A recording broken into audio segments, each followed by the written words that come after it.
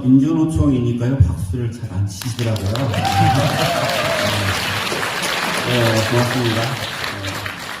사실은 사용자 기관협회에서 이렇게 토론을 하니까 고민이 좀 많이 됐고 부담도 많이 됐지만 같은 입장에 있다는 말씀을 전합니다. 저희 노동조합을 하면서 이제 사용자들이랑 갈등도 되게 많았는데 정부가 제도를 개선해주지 않는 문제를 사용자랑의 어떤 갈등만으로 해결할 수는 없다 이런 결론을 많이 내렸고요. 그래서 향후에 있어서는 제도 개선에 있어서는 사용자 측과 같은 입장에 있다고 하면 적극적으로 함께 하자라는 입장을 전합니다. 준비하면서 좀 저도 공부를 좀 하는 그런 과정이었고요. 저는 일본 보험사를 잠깐 보니까 니폰 생명이 있고 손포페어 이런 보험사들이 있더라고요. 근데 단 2년 만에 매출이 1조 2천억, 어마어마하죠. 이게 이제 손포페어라고 하는 회사가 이룬 성과인데 보니까 뭐 신문 기사에 있어서는 여기가 뭐 정보 기술을 도입하고 데이터 분석하고 솔루션 개발하고 최저가 서비스를 제공하고 있다 이런 식으로 하는데 우리 요양기관장님들 이런 걸 할 수 있을까? 소자본으로서는 되게 어려운 부분이고 그렇기 때문에 우리가 위기에 직면해 있다라는 그런 생각이 좀 들었습니다. 그리고 윤석열 대통령이 2022년이죠. 9월 달에 이제 요양 관련해서도 민간주도 고도화 이렇게 이야기를 했습니다. 저는 그냥 단순히 민영화라고만 생각했는데 이것이 보험사의 진출을 사모펀드의 진출을 알리기 위한 그러한 단어로 쓰였던 거 아닌가 이런 생각을 하게 되었습니다. 다 아시겠지만 우리 이제 파리바게트나 뚜레쥬르 들어오면 동네 빵집 다 망했잖아요. 예전에 뭐 영국 빵집, 독일 빵집 다 있었는데 다 없어졌고 이제 뭐 이마트나 이런 대형마트가 들어오면 많은 소상인들이 망할 수밖에 없는 구조인데 정말 우리가 정말 위기에 처해 있다 이런 생각을 하게 됩니다. 자, 노동조합이 반대하는 이유를 좀 먼저 말씀드리면 일단은 돌봄의 국가 책임을 방기하고 공공성을 후퇴하는 것이다 라고 말씀드리겠습니다. 앞서서도 많은 전문가님들이나 우리 한철수 회장님도 말씀하셨는데 국공률이 지금 아시겠지만 1%도 안 되고 있습니다. 그래서 저희는 노동조합에서 30%까지 올려야 하는 거 아니냐 이렇게 계속 주장을 해왔고 돌봄 노동자들한테도 적정 임금과 처우 개선이 필요하다 이렇게 얘기를 했었습니다. 그런데 지금 보험사나 사모펀드가 들어오면 실제로 이것들은 너무 어려워진다. 한번 정책이 바뀌면 역행하기는 되게 어려운 부분이기 때문에 안 되겠다라는 생각을 하게 되었습니다. 두 번째로는 노동조건이 좋아질까 이런 고민에 있어서는 절대 아니다 이런 생각을 하게 되었고요. 돌봄 현장이 시스템화되고 기계화될 거고 그 과정에서 돌봄 노동자들은 고강도 노동을 할 수밖에 없을 거다 이렇게 생각이 듭니다. 자본의 목적은 이윤 창출이 목적입니다. 그래서 비용을 최소화해야 하는데 그러면 인건비를 인상할 거냐 처우를 개선할 거냐라고 하는 부분은 아닐 거다라고 그렇게 생각을 하고 있고 이게 이제 발제자료에서 보면 전출금이 21%를 가져갔다 이런 얘기 들었을 때 그러면 돌봄 노동자들이 정말 처우 개선이 될 수 있나? 아닐 거다라고 그렇게 생각이 듭니다. 세 번째로는 저희가 노조 활동을 보통 하는데요.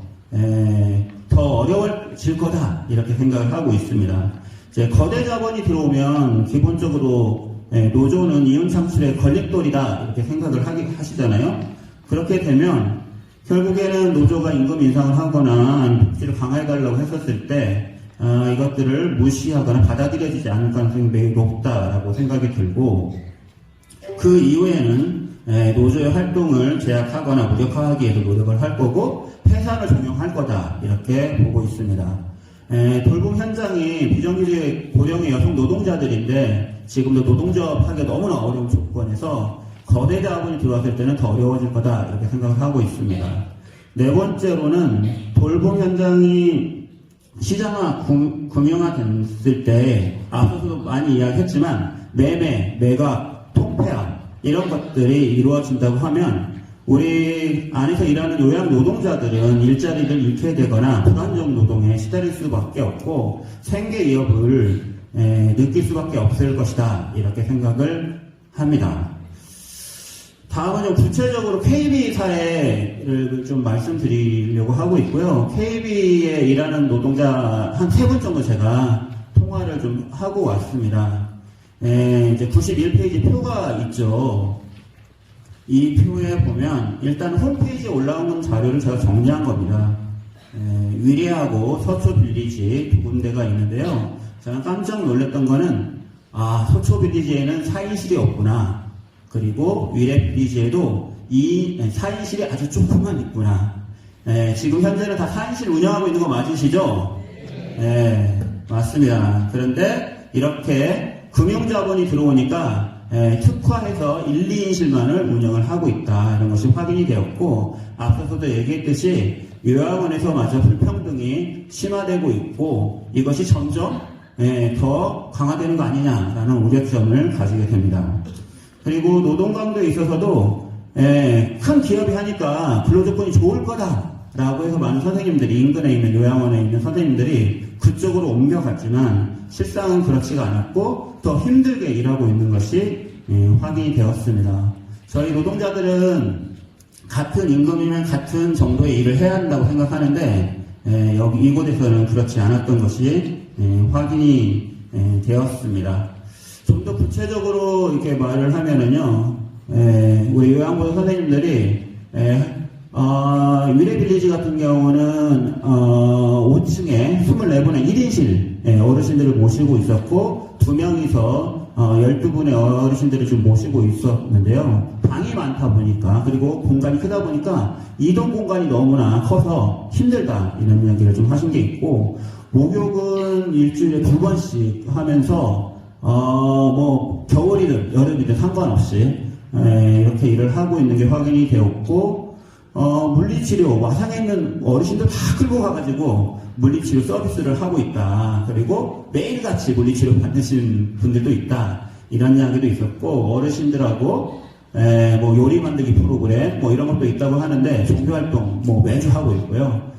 전반적으로 서비스는 강할지 모르지만 우리 요양보호사 선생님들한테 인원 충원이 안 된 조건에서 서비스가 많아지는 건 너무 힘든 일이었고, 그래서 대부분 1년을 견디지 못하고 대부분 다시 다른 요양원으로 갈 수밖에 없었다, 이러한 이야기를 했습니다. 그래서 좀 결론적으로 말씀을 드리면, 지금 임대 허용은 장기 요양제도의 시장화를 의미하는 것이고, 돌봄 노동자들의 처우를 개선하는 것에 있어서도, 그리고 돌봄의 국가 책임을 강화하는 것에 있어서도 전혀 도움이 되지 않는다라는 말씀 드리겠고, 오히려 노동 강도만 현재 수준에 있어서는 높아지고 고용 불안정성만 높아질 뿐이다. 그리고 이렇게 일하다 보면 요양 노동자들은 쓰러지고 폐기되는 그런 상황에 직면할 거다라고 생각이 듭니다. 저는 복지 분야마저 이렇게 자본이 집중화되고 시장화되는 거 절대 막아야 한다고 생각을 하고 있고요. 저희 민주노총 돌봄 서비스 노조도 힘있게 여러분들과 함께 연대해서 싸우겠습니다. 고맙습니다. 네, 감사합니다. 거듭 말씀